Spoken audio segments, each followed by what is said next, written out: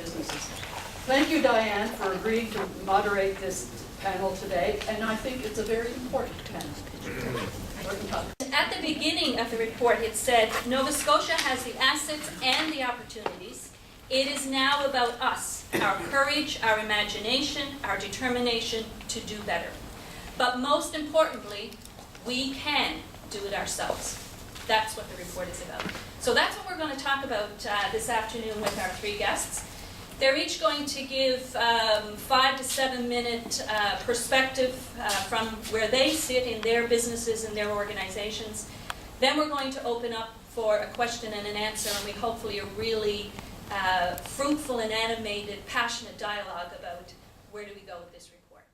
I guess I'll be kind of talking from the Chamber perspective, how the Chamber has seen this whole report, which I have read most of it, or I've kind of skimmed through it at least. I know it's there.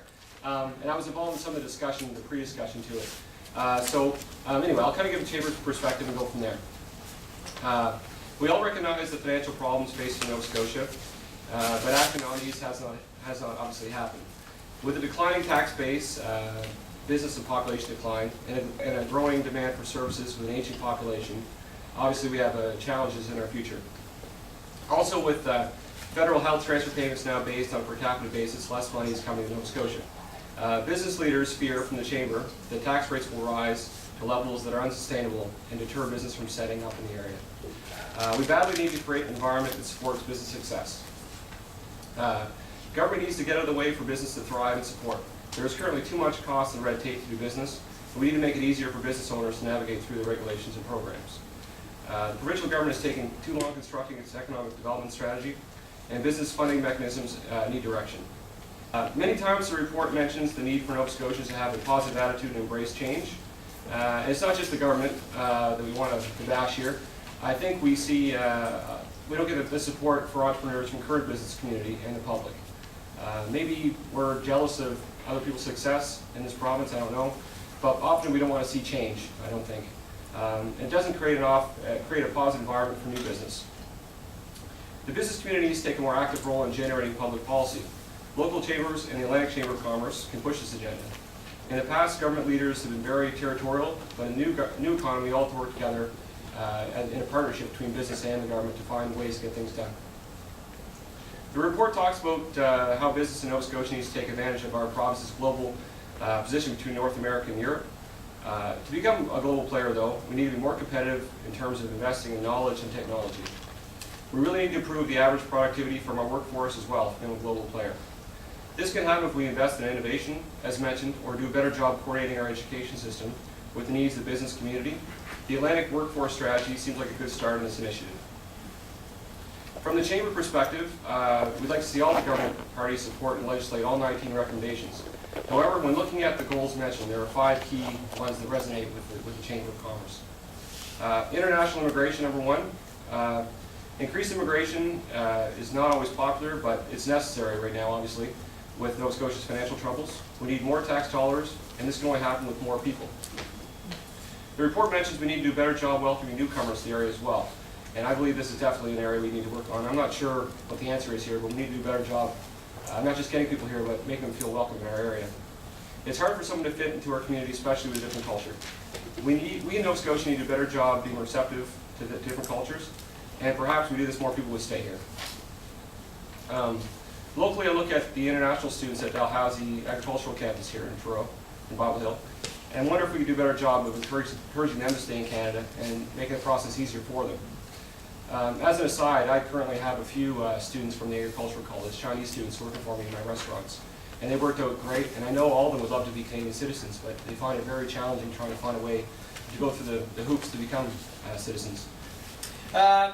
Before I begin my presentation, I'd like to tell you just a quick story, and sometimes, you know, we look at things and we need change, and this Ivany Report is a call to change. But sometimes we also can be quick to react before we know exactly what we're doing. So I'll tell you a quick little story about 2 older gentlemen that were walking around sort of woodsy area, and they come upon this great big hole. And they looked down the hole and they wondered how deep the hole was, and they couldn't figure out how deep it was. So one of them said, well, let's throw a stick down there. So they threw a stick down, thought maybe they would hear it drop or maybe a splash or something. Heard nothing there. So one of the gentlemen said to the other guy, says, well, maybe we should get something heavier. So they looked around, there was a big old anvil there, and said, okay, well, let's grab that. And so they grabbed that over and threw it down the hole and listened and listened and listened and still didn't hear a darn thing. Next thing you know, they turned around and there's this goat running right at them. And so they quickly jumped out of the way of the goat, and wow, they said, that was close, and the goat leaped right down into the hole. They couldn't believe it. A short time after, this older farmer come wandering around. He was wandering around looking. They said, what's the matter? What are you looking for? Well, the farmer said, I'm looking for my goat. Well, your goat just came along here, charged us, and jumped down in the hole and tried to commit suicide. And the farmer said, that's impossible. Absolutely. What do you mean it's impossible? Well, the farmer said, I had him securely tied up to an anvil. Anyway, and so it's a situation that sometimes we can act a little bit quickly and maybe make a mistake. So I do think we do need change, and we are certainly in a period of a sea of change. With over 20 years in municipal politics, I've never seen this much media attention given to municipalities. The Ivany Report has brought attention to the issues of municipalities in a new way, and that is a good thing. It's important to note that Union of Nova Scotian Municipalities has been addressing issues raised in the Ivany Report long before its release. Recommendations from the town's task force provide a number of ways for municipalities to operate in a more effective and efficient manner. These recommendations led to a template for developing shared service agreements, proposed legislative agreements, changes to encourage regional planning and downtown development, and suggested provincial programs to redevelop our many brownfield sites.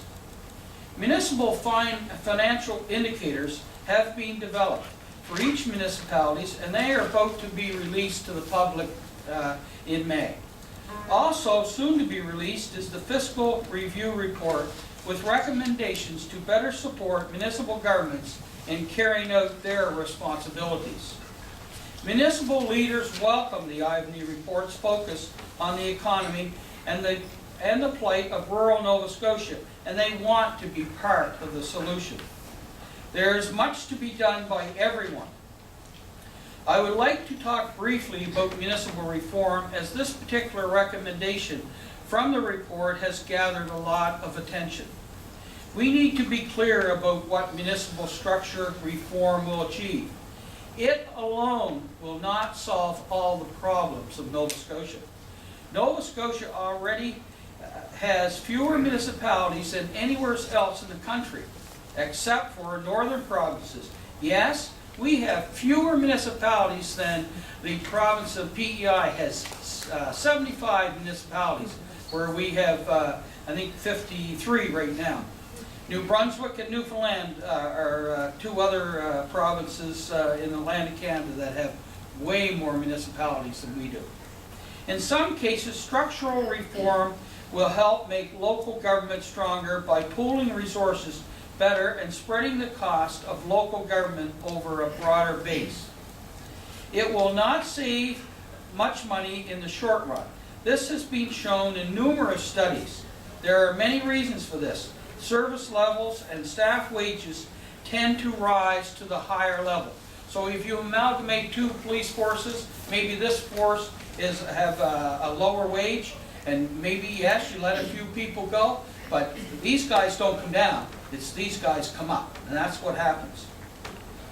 The reduction in number of elected official salaries and expenses are not sufficient to offset the other costs. At the end of the day, your taxes may not go down by amalgamating. Change in structure also needs to be balanced with the level of representation and control at the local level. We want our local elected representatives to be accessible, to be able to reach them and meet with them. There is no hard evidence to point to what that balance should be. This needs to be discussed at the community level with all involved. Recently, 3 municipalities have decided to dissolve. It will not be easy, as there will be some tough decisions to be made. How will the interest of those communities be represented on a council, and what will happen to their debt, their tax rates, and service levels? One thing I will tell you, there will be more than these 3. Before I get going, I just wanted to make a couple of comments about the importance of a positive attitude, and it comes out of really just my own life experience. I want to mention my son, who's now 19 years old. He's a second-year aquatics resources student at St. FX, and about a week ago, he very subtly, without too much great fanfare, told me he got a bursary to go to World Water Week in Sweden to represent Canada. Earlier in the year, he was represented to go to Quebec City as a national delegate on water. He spent last year as an arts counselor on the student council, and he's just been elected as deputy chair of the student council. So why do I say that? Well, Alex wasn't always this way. Alex early on was, I can't do this, I can't do that, and credit to his mother probably more than me. Anytime she heard him say the word can't, she'd say, Alex, be a can-do guy. Don't be a can't-do guy. And it just became a pattern in our day-to-day existence, and you know, clearly he's taken that to heart, and I'm very proud of him. So I didn't mention that just to brag about my son, but also as a province, us becoming can-do province is very important. The second personal story about having a positive attitude, as Dianne mentioned, I was the managing partner CEO of a law firm. And if anyone knows lawyers, they're not the most optimistic of people. I was 43 years old when I started, and I considered myself at the time to be young, full of lots of fresh ideas on how things could be better in the archaic business of practicing law. And there were a fair number of people in their 50s, 60s, and even 70s. For some reason, lawyers never want to retire, so they practice right up into their 70s and beyond.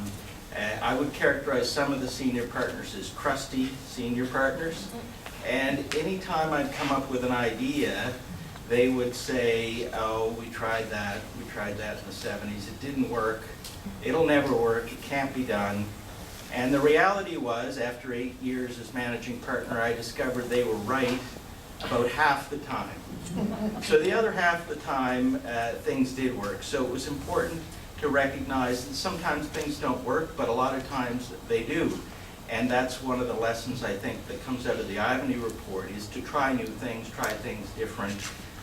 Here in Nova Scotia, we might have a tendency to say it won't work, or we've tried that before, but it's time to look at things through a fresh set of eyes and a fresh approach, and the Ivany Report has certainly opened the door to that. Now, I know that everyone here has read the report fully, but I do want to comment on just a few of the themes that come out of it. One important message was Nova Scotia will be reshaped for better or worse by what happens in two interdependent areas, population and economy. And these are very linked concepts. Our youth, my 19-year-old son, I certainly have every hope that he's going to find a rewarding career where he can put his skills to work in Nova Scotia, but the importance of economic growth and opportunity will really determine whether that happens in 2 or 3 years' time.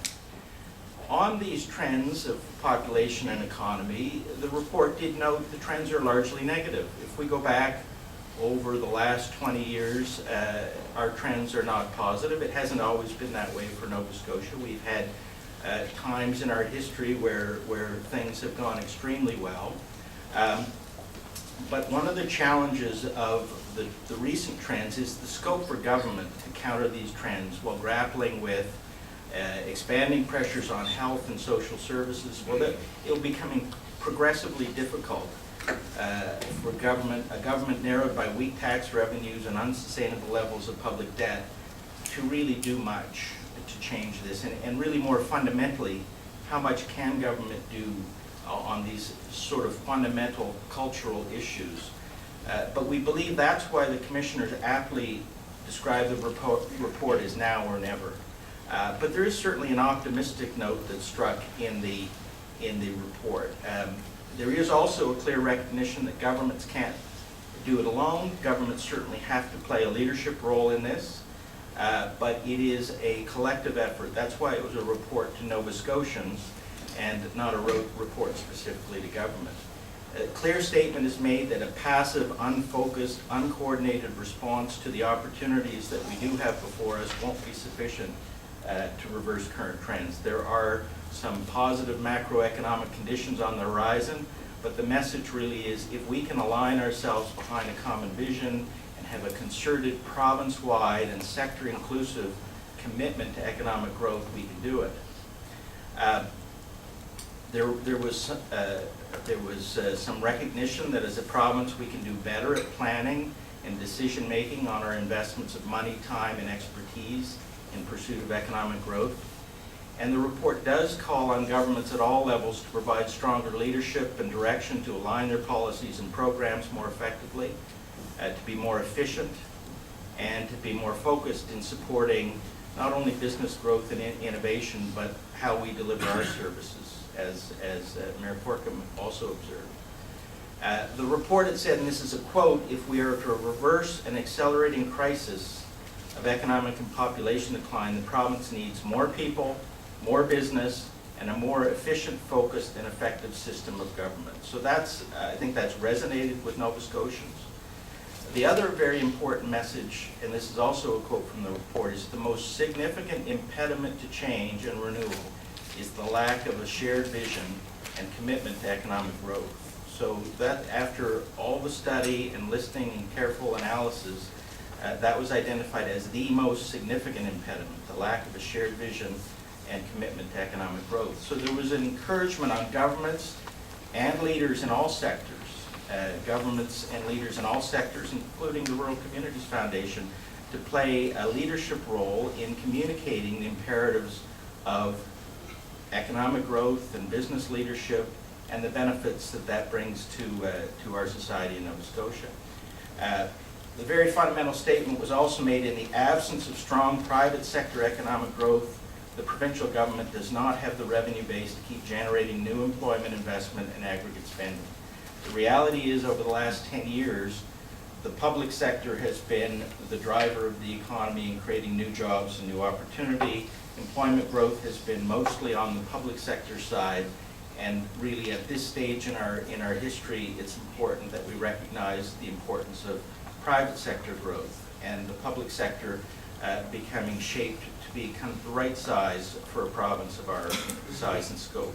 So the government and my office, the office that I head up, the Office of Planning and Priorities, do recognize that the primary driver of economic growth is the private sector and social enterprises, which shouldn't be left out of the equation. Social enterprises now play, and in the future can play, an increasingly important role as a third sector of the economy.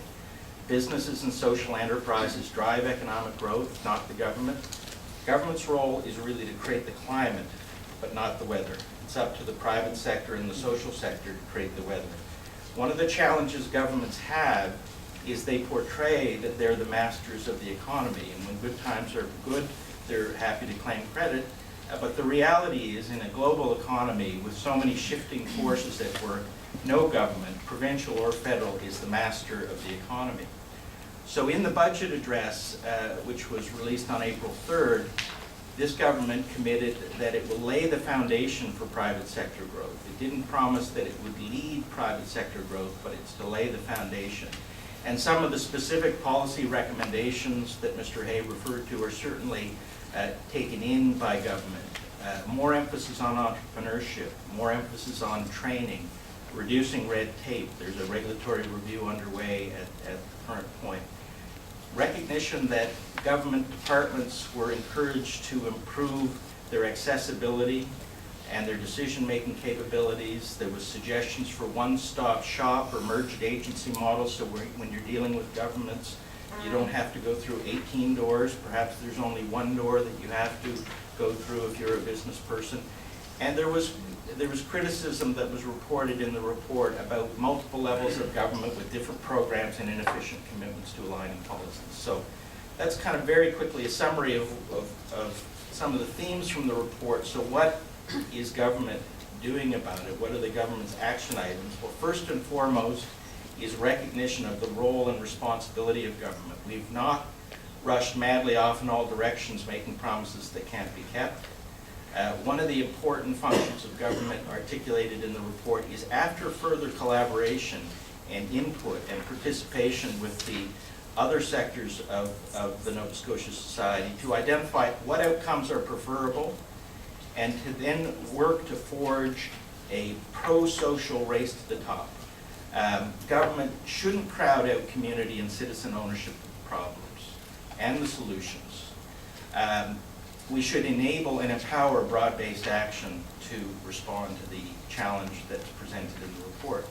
One of the things that happens when governments assert ownership and control of all solutions to society's problems is citizens justifiably see their role in society simply to pay and complain. So sharing the burden across all sectors is not only a good idea, it's also good politics. The Ivany Report, as I said, is a report to all Nova Scotians, not just government. But government will take a multi-party, multi-sectoral commitment to developing the solutions, as Mayor Corkum has pointed out.